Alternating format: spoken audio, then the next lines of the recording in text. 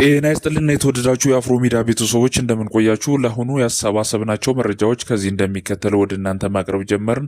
ላይክ፣ ሼር፣ ሰብስክራይብ እንዳይረሳ። ዋና ዋናዎችን በቅድሚያ በማህበራዊ ትስስር ገጽ በተለይም በቲክቶክ በሚያጋራቸው አዝናኝ ቪዲዮዎች የሚታወቀው ዮሐንስ ዳንኤል በቅጽል ስም ጆን ዳንኤል ከ1 ዓመት ከ4 ወራት የእስር ቆይታ በኋላ ከእስር ተለቆ ለኢትዮጵያ ሕዝብና ለኢትዮጵያ አየር መንገድ ይቅርታ ጠየቀ። ጆን ዳንኤል ለእስር ተዳርጎ የነበረው በኢትዮጵያ አየር መንገድ አውሮፕላን ውስጥ በነበረበት ወቅት የአቪዬሽን ደህንነት ህጎችንና መምሪያዎችን በሚጣረስ መልኩ የቀረጻውን አወዛጋቢ ቪዲዮ በማህበራዊ ሚዲያ በመልቀቅ አውሮፕላን ውስጥ እምባጋሮ በመፍጠር እንዲሁም ለመንግስት ሰራተኞች አለመታዘዝ በሚል ጉዳይ በህግ ሲታይ መቆየቱ ይታወሳል።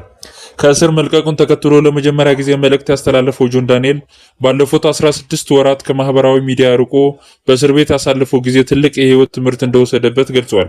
ስለ ሁሉም ነገር ፈጣሪ ይመስገን በማለት ዳግም መመለሱን ያበሰረው ጆን አለማስተዋሌ ዋጋ አስከፍሎኛል፣ በዚህም በአንድ ዓመት ውስጥ ብዙ ተምሬ ወጥቻለሁ ሲል ተናግሯል።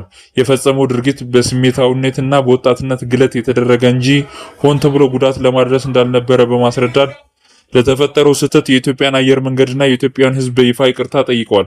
በተጨማሪም በእስር ላይ በነበረበት ፈታኝ ወቅት ከጎኑ ለነበሩና ሲያበረታቱት ለቆየው የኢትዮጵያ ህዝብ ልባዊ ምስጋናን አቅርበዋል። የጆን ዳንኤል ክስተት ለማህበራዊ ሚዲያ ይዘት ፈጣሪዎች ትልቅ ትምህርት የሰጠ ጉዳይ እንደሆነ ብዙዎች ይስማማሉ።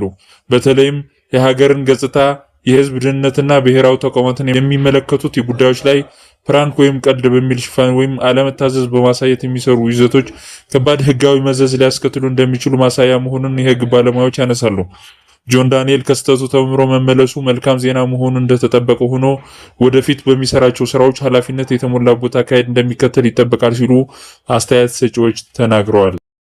ሰላም ቤተሰቦቼ፣ ባሳለፍኩት የ1 ዓመት ከ4 ወር እስር የተማርኩትን ልንገራችሁ። በህይወታችን ውስጥ ቅስፈታዊ አጋጣሚዎች ህይወታችንን ፈጽሞ ወደማንጠብቀው አቅጣጫ ሊከተል እንደሚችልና በህይወታችን ውስጥ ያላስተዋልናቸው ነገሮች የህይወታችንን ዋጋ ሊያስከፍሉ እንደሚችሉ ፈጣሪ ይመስገን። አለማስተዋል ያስከፈለኝን ዋጋ በ1 ዓመት ከ4 ወር እስር ታርሜ ወጥቻለሁ። ተሳስቼ ያስከፈውትን የኢትዮጵያ ዋልታ የሆነውን አየር መንገዳችንን እንዲሁም የአየር መንገዳችን ሰራተኞች እንዲሁም የጸጥታ አባላትን መላው የኢትዮጵያ ህዝብን እኔ ልጃችሁ እንደ ልጅ አጥፍቻለሁና እንደ ልጃችሁ አይታችሁ ይቅርታ እንድታደርጉልኝ ከልብ ጠይቃለሁ።